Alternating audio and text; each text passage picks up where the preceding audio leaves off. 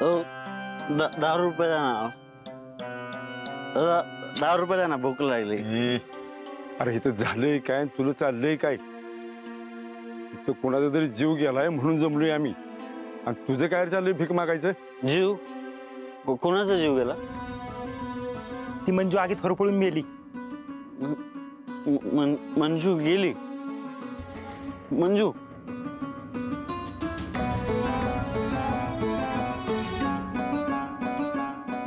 मंजू गेली? सांगत होतो मंजू तुला, नको राहू या गावात, निघून जा. हे गाव चांगलं नाहीये. ऐकलं नाहीस माझं.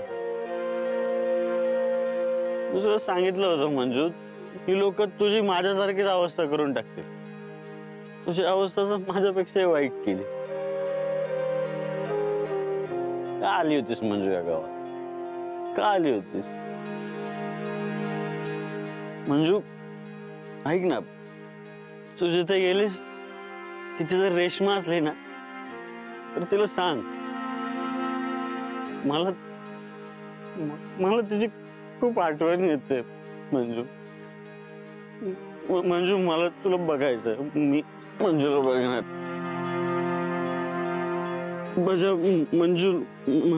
मंजूकडे जायचं. भाऊ आत नका जा, मंजू नाही राहिली. मला बघायचं मंजू. नाही विजय भाऊ, माझं ऐक. बस तिकडे भेटायचं. बसाय. विजय भाऊ आलो मी.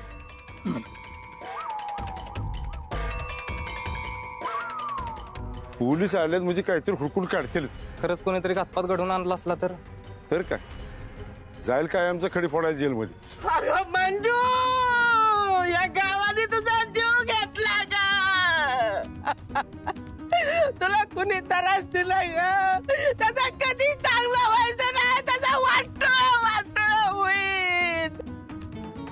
त्याला किडा पडत्याल. त्याला नरकात बी जागा मिळायची नाही.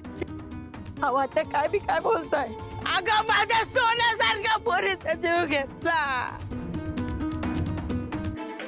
त्यांच्या मनाला कधी शांती लागणार नाही. मंजू, तू घाबरू नको. माझ्या जीवात जीव आहे. त्याचा मडा बसल्याशिवाय, त्याचा मडा बसण्यात घालल्याशिवाय मी मरणार नाही. मंजू, ए मंजू, ए मंजू, मला माहित आहे त्या कंपाऊंडरने तुझा जीव घेतला असं लागत आहे. डॉक्टरनी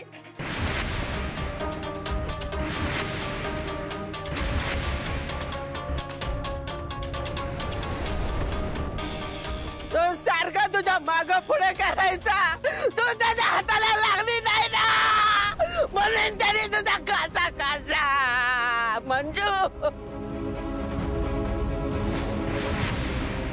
अगं आई, असं काय बडबड करतेस तू?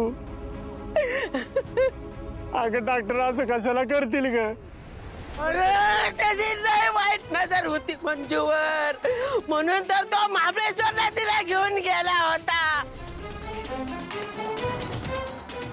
आणि त्या कागदपत्राच्या व्यवहाराच्या खाली कोणीच बोलवायचा. आणि ती लय हुशार होती, ती नाही बोलली त्याला.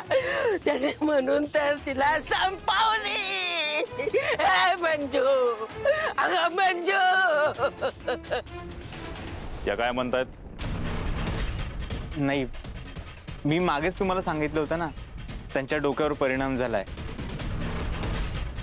आणि असं काही घडलं की त्यांना जास्त त्रास होतो.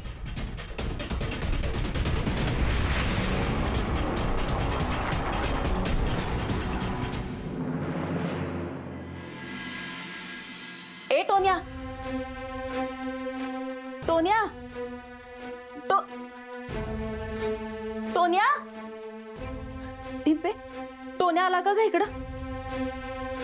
रवीनाकडे बघून आली. ती म्हणाली गेला त्यो. ती सांगत होती त्यानं काही खाल्लं बी नाही. काय करावं तरी, कुठं दिसला बी नाही त्यो. तू एक काम कर, तू जाऊन बघून येऊन घेऊन ये त्याला. तुम्ही जेवा, माझा घास नाही घशाखाली उतरायचं.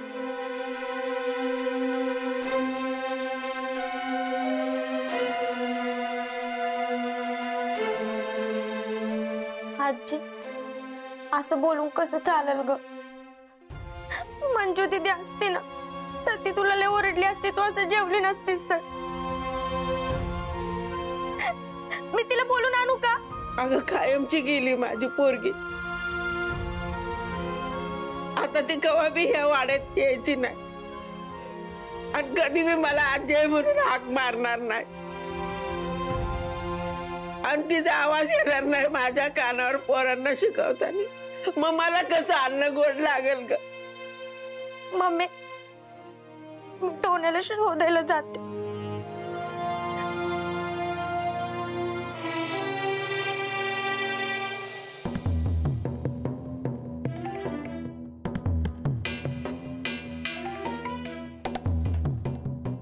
शिकरे साहेब अजून किती वेळ लागणार आहे साहेबांना? येतील 1-5 मिनिटात येतील. अहो 5 मिनिट म्हणत म्हणत 1 तास झाला मी इथेच बसलोय. डॉक्टर साहेब येतील 1-5 मिनिटात येतील साहेब. शिकरे साहेब मला दवाखान्यात काम आहेत, मला जायचंय. काय झालं? नाही मी त्यांना हेच विचारत होतो तुम्हाला यायला किती वेळ आहे. मला दवाखान्यावर जायचंय ना. काळजी करू नका, आम्हाला आमच्या प्रश्नांची तुमच्याकडून समाधानकारक उत्तर मिळाली ना की लगेच सोडू तुम्हाला.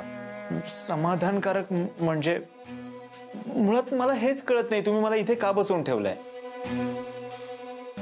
तुमचा माझ्यावर संशय वगैरे? आम्हाला नाही, त्या आजीला तुमच्यावर संशय आहे, त्यामुळे आम्हाला तुमची चौकशी करावी लागते. अहो आजींचं कुठे मनावर घेता, त्यांना धड नीट दिसतही नाही, वेड्यासारखं काही बरळत असतात. उगाच माझ्यासारख्या देव माणसावरती संशय घेतला त्यांनी. डॉक्टर आम्ही आमचं काम करतोय, तुम्ही पॅनिक होऊ नका. नाही मी पॅनिक होत नाहीये. हे पहा गावातले लोक मला देव माणूस म्हणत असेल तरी मी नॉर्मल माणूसच आहे. मलाही भावना आहेत, मलाही दुःख होतं, खूप वाईट वाटतं. मंजुळा माझी किती जवळची मैत्रीण होती मी तुम्हाला नाही सांगू शकत. तुमच्यात फक्त मैत्री होती की दुसरं काही? इन्स्पेक्टर साहेब मी मंजुळाच्या बाबतीत भलतं सलतं काही ऐकून नाही घेऊ शकत. मंजुळाचं तिच्या नवऱ्यावर खूप प्रेम होतं. अमरशिवाय दुसऱ्या कुठल्याही पुरुषाचा ती विचारही करू शकत नव्हती. हे मित्र म्हणून मला चांगलं माहिती आहे, कारण मित्र म्हणून मला ती खूप मानायची.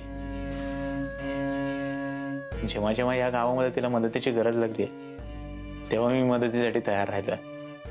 आताही ती कुठून बघत असेल आणि तिला जर कळलं तिच्या केसमध्ये मला आरोपी म्हणून बसवलंय तर माझ्या इतकंच तिलाही वाईट वाटेल. हो नाही नाही, तुम्ही माझ्या प्रश्नाचं अजूनही नीट उत्तर दिलेलं नाहीये. नीट उत्तर दिलं नाहीये म्हणजे? म्हणजे तिच्या मनात नवरा सोडून दुसरं कोणी नव्हतं. हो पण तुमच्या मनात तिच्याबद्दल काही? इन्स्पेक्टर साहेब मी तुम्हाला आत्ताच सांगितलं, आमच्यात फक्त शुद्ध मैत्री होती. या पलीकडे मी कधी विचारही नाही केला. प्लीज आमच्या शुद्ध नात्यावरती चिखलफेक नका करू. मला खूप वाईट वाटतं हो, त्याचा खूप त्रास होतोय. हे घ्या पाणी प्या. थँक्यू.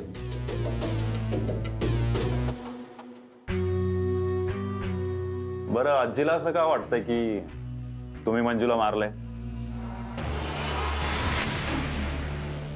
कारण आजींना मी आवडत नाहीये. म्हणजे त्यांच्या वाड्यात मी दवाखाना टाकलाय, त्यांना ते आवडत नाहीये. मी कित्येक वेळा त्यांच्या त्रासाला कंटाळून तिथून निघून जाण्याचा विचार केला होता. मग मला मंगलताई दिसतात, बापूदादा दिसतात, त्यांची परिस्थिती नीट नाहीये ना. मग मी दिलेल्या पैशातून त्यांचं घर चालतं, तेवढंच मला बरं वाटतं. हे पहा मंजुळा माझी खूप जवळची होती, मी पॅनिक वगैरे होत नाहीये.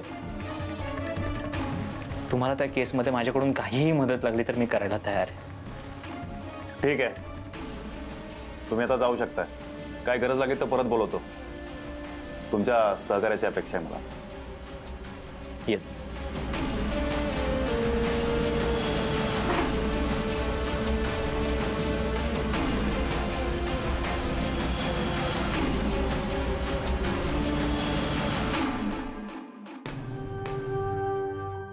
टोन्या, टोन्या कुठं गेला असेल ह्यो? सगळीकडे हुडकून झाले. मंजू ती तिच्या घरी तर नसेल ना गेला?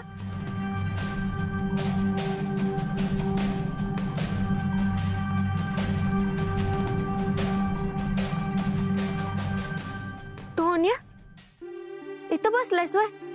अरे मम्मी कवा धरणं हुडकते तुला तुला जेवायचं नाही का टोन्या अरे किती रडणार आहेस रडून रडून परत डोळे लाल झालेत तुझी टोन्या मला माहित आहे तुझा मंजू दीदीवर आणि मंजू दीदीचा तुझ्यावर किती जीव होता ती अगं दीदी दीदी मंजू दीदी मला तिच्यावर घेऊन जाणार होती तिने मला नाही नेलं मला मी जायचे टोन्या सगळंच आपल्या मनाप्रमाणे नसतं होत देवा पुढं काय चालणार आहे का आपलं नाही नाही बोलणार म्हणजे देवावर कधीच नाही बोलणार नाही बोलणार मी दीदी दीदी दीदी तू का नाही मंजू दीदीला सांग ना सांग की मी अभ्यास करणार मी कुणाला मी त्रास नाही देणार जाणं परत घेऊन ये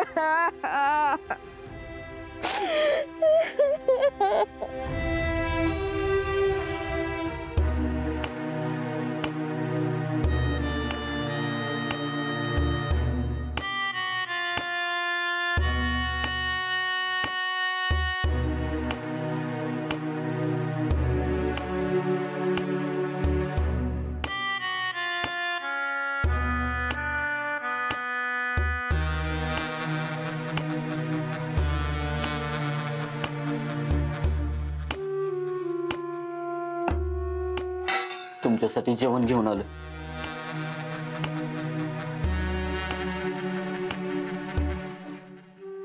घ्या.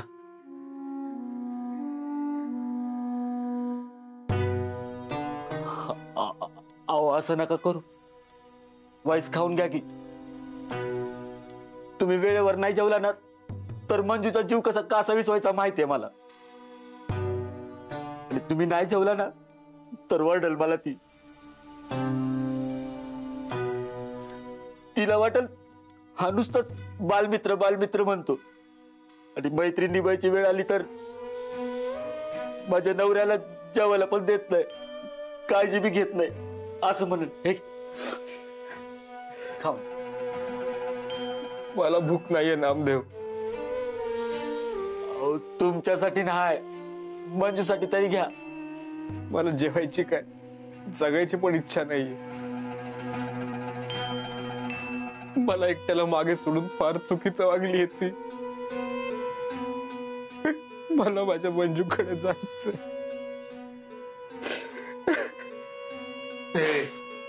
अरे काय लावलंय असं रडून मंजू परत येणार आहे का? येणार असेल तर मी बी रडतो तुझ्या संग. असं कसं आलंय आपल्याला तीर धरावं लागणार. असं खचून नाही चालणार आपल्याला. मंजू होती तेव्हा सगळ्यांची काळजी घ्यायची. आता त्याच्या माघारी आपणच आपली काळजी घेतली नाही तर तिला वाईट नाही का वाटणार? तुम्ही जेवून घ्या नाहीतर आहे का नाही मीच तुम्हाला घास भरवीन एका भुकेतच.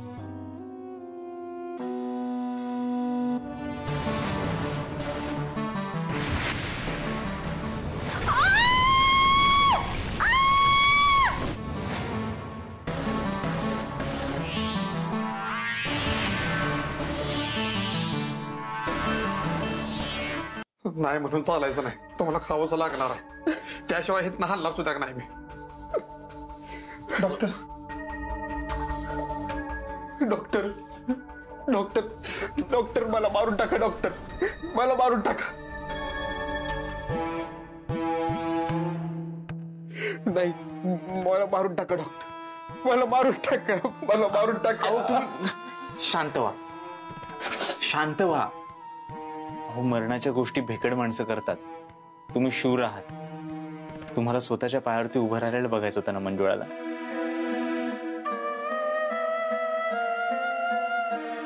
पण त्यांचं हे स्वप्न पूर्ण होण्याच्या आधीच ते आपल्याला सोडून निघून गेले. पण मी हे त्यांचं स्वप्न पूर्ण करणार. हीच खरी श्रद्धांजली असेल माझ्याकडून त्यांच्यासाठी. मी धावपळ करेन. मी सगळा खर्च करेन तुमचा. हे मी मंजुळासाठी नाही आमच्या मैत्रीसाठी करतोय. तिच्यासाठी उभं राहायचं होतं तीच नाही उरली आता. काय करू उभं राहून? जोपर्यंत त्या तुम्हाला स्वतःच्या पायावरती उभं राहिलेलं बघतील तोपर्यंत त्यांच्या आत्म्याला शांती मिळेल. हे पहा, त्यांच्या स्वप्नासाठी आमच्या सगळ्यांसाठी तुम्हाला जगावं लागेल, बरं व्हावं लागेल. बरोबर बोलताय डॉक्टर तुम्ही. हा बरं दादा, नाही नाही नाही, तुमचं ऐकून नाही घेणार. तुम्हाला जेवावं लागेल म्हणजे जेवावंच लागेल. नकोय मला, नको. हे घ्या. हा घ्या घ्या.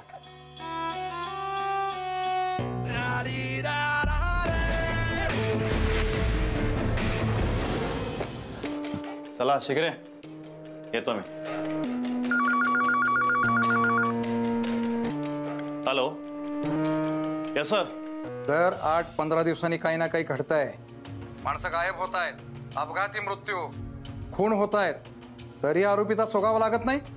एकाच गावामध्ये एवढं सगळं घडत असताना तुम्ही करताय तरी काय तिकडं? हो सर, मी प्रयत्न करतोय गुन्हे आटोक्यात आणण्याचा, आणि माझी बदली आताच इथे झाली ना, त्यामुळे मला थोडासा टाइम. कारण नको, रिझल्ट हवाय.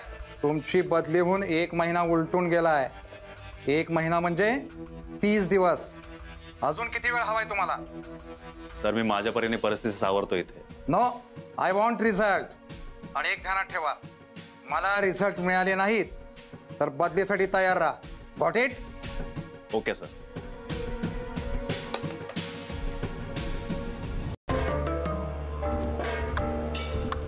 एवढी सुंदर होतीस, काय उपयोग झाला?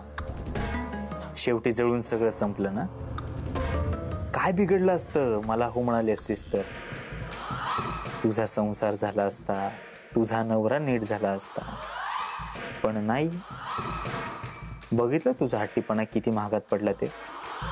अगं तुला राणीसारखं ठेवलं असतं मी, पण तुला तुझं चारित्र्य जपायचं होतं. काय करणार होतीस ग जपून? महाबळेश्वरला गेलो तेव्हा एवढी जवळ तर आली होतीस, फक्त अजून थोडं जवळ ये म्हणत होतो, पण नाही. तुला पतिव्रता म्हणून राहायचं होतं ना. कोणासाठी? त्या अमरसाठी? माझी झाली असतीस तर आज जिवंत असतीस, नवऱ्यासोबत असतीस.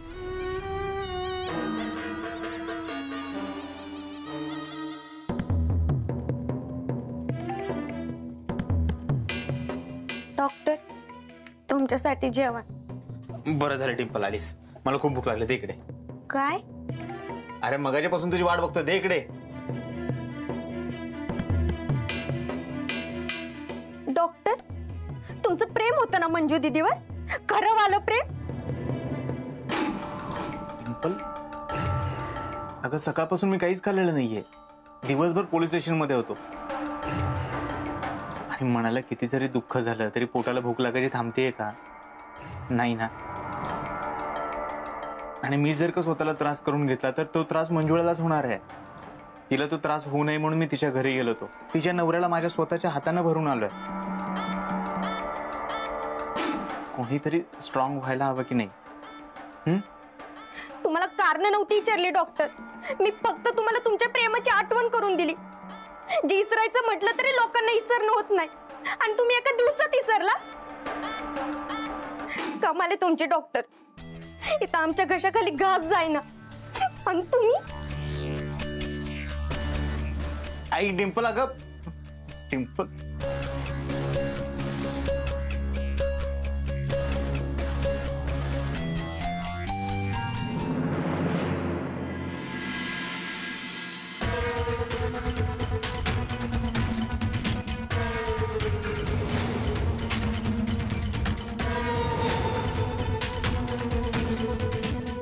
आजी तुम्ही इथे काय करताय? आजी हा दवाखाना आहे माझा. काही काम होतं का तुमचं? तुम्हाला काय होतंय का? मी काहीतरी विचारतोय तुम्हाला, तुम्ही काहीच का बोलत नाहीये?